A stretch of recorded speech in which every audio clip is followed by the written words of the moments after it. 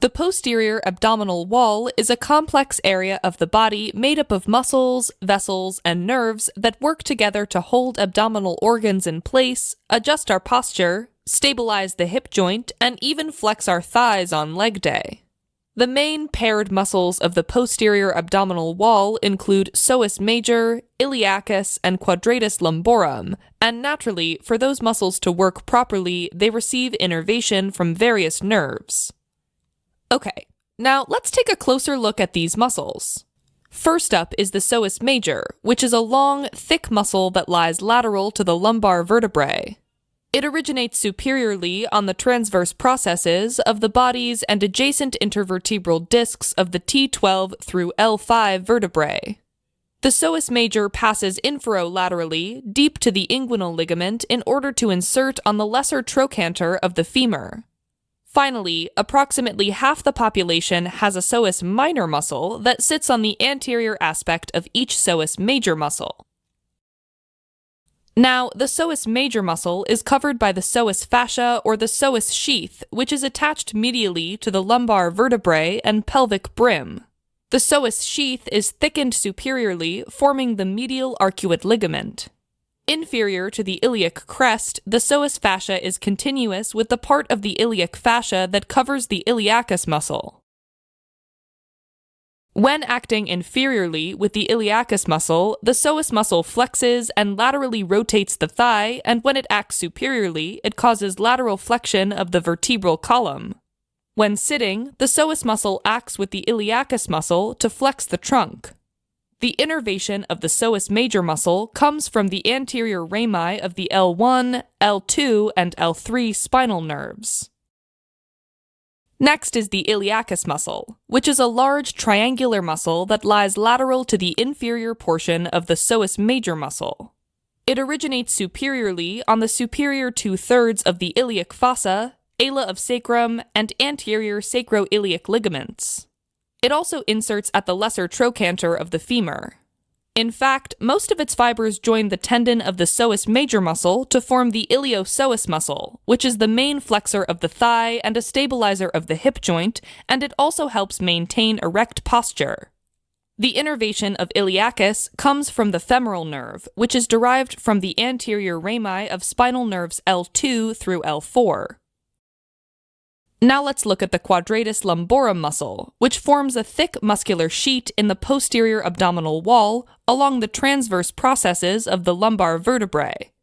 It originates inferiorly on the iliac crest and iliolumbar ligament and inserts superiorly on the medial half of the inferior border of the 12th rib and the tips of the lumbar transverse processes. The quadratus lumborum muscle is enclosed within 2 layers of the thoracolumbar fascia.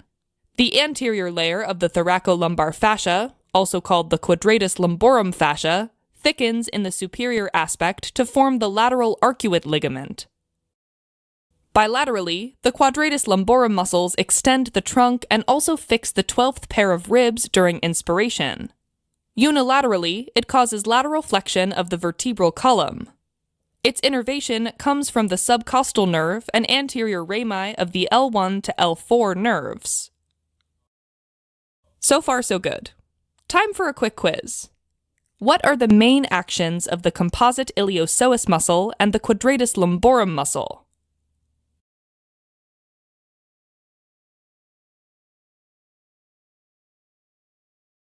Now let's have a quick look at the nerves of the posterior abdominal wall, which provide somatic innervation through the subcostal nerves and the lumbar plexus, and autonomic innervation through the sympathetic trunks and associated ganglia. First up, the subcostal nerves are paired nerves that represent the anterior rami of T12. They arise in the thorax and pass posterior to the lateral arcuate ligaments into the abdomen.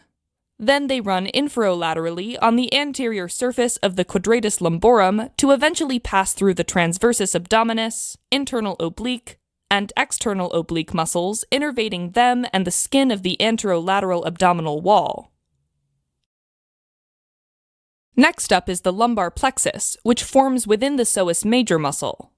This is a network of nerves that is composed of the anterior rami of the L1 through L4 spinal nerves.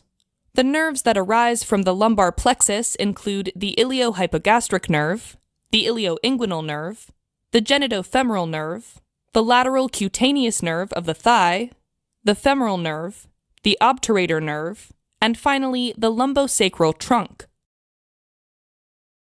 First, let's look at the ilioinguinal and the iliohypogastric nerves, both of which arise from the anterior ramus of L1. They enter the abdomen posterior to the medial arcuate ligament and then pass inferolaterally, anterior to the quadratus lumborum. Then they run superior and parallel to the iliac crest, with the iliohypogastric nerve traveling more superiorly than the ilioinguinal nerve. Then they pierce the transversus abdominis and internal oblique muscles near the anterior superior iliac spine, supplying them with motor innervation. Finally, they pass through the external oblique muscle in order to supply this muscle and the skin of the inguinal and pubic regions. Next up is the genitofemoral nerve, which arises from the anterior rami of L1 and L2. It travels within the psoas major and eventually pierces through it to run inferiorly on its anterior surface. Lateral to the common and external iliac arteries, it divides into femoral and genital branches. The femoral branch of the genitofemoral nerve provides sensation to the skin of the upper anterior thigh. The genital branch of the genitofemoral nerve supplies motor innervation to the cremaster muscle and sensation to the scrotal skin in males and the skin of mons pubis and labia majora in females. Next is the lateral cutaneous nerve of the thigh, also called the lateral femoral cutaneous nerve, which arises from the anterior rami of L2 and L3.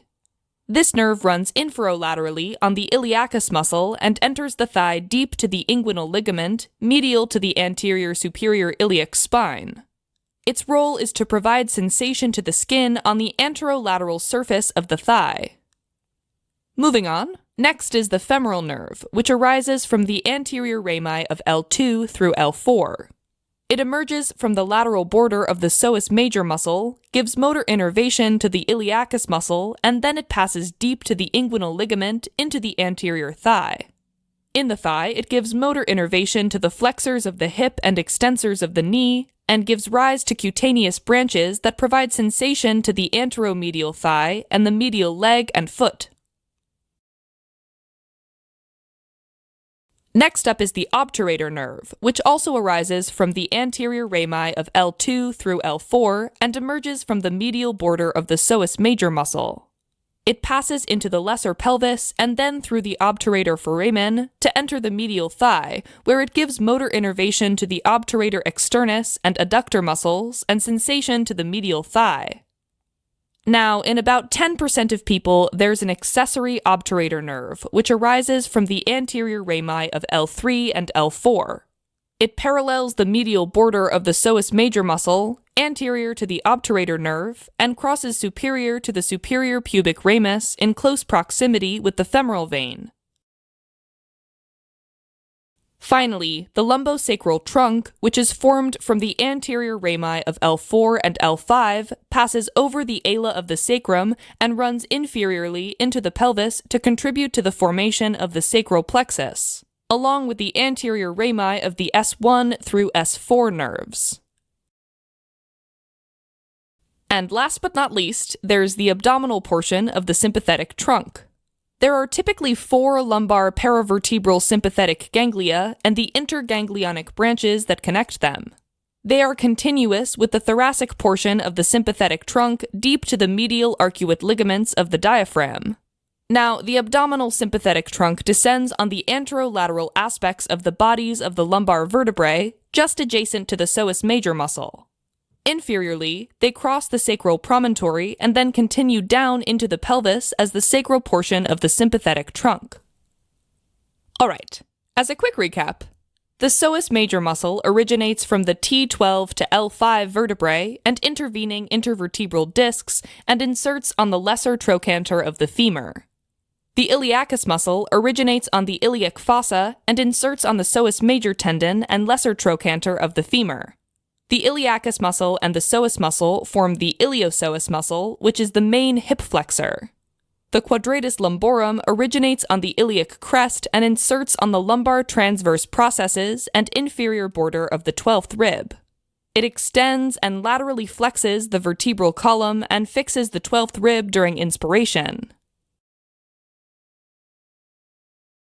The subcostal nerve arises in the thorax, and its main role is to supply the anterolateral abdominal wall muscles and a portion of the skin of the anterolateral abdominal wall. The lumbar plexus is a network of nerves that's composed of the anterior rami of L1 through L4. Its branches include the iliohypogastric nerve and the ilioinguinal nerve, the genitofemoral nerve, the lateral cutaneous nerve of the thigh, the femoral nerve, the obturator nerve, and sometimes an accessory obturator nerve, and finally the lumbosacral trunk. Lastly are the abdominal and sacral portions of the sympathetic trunk.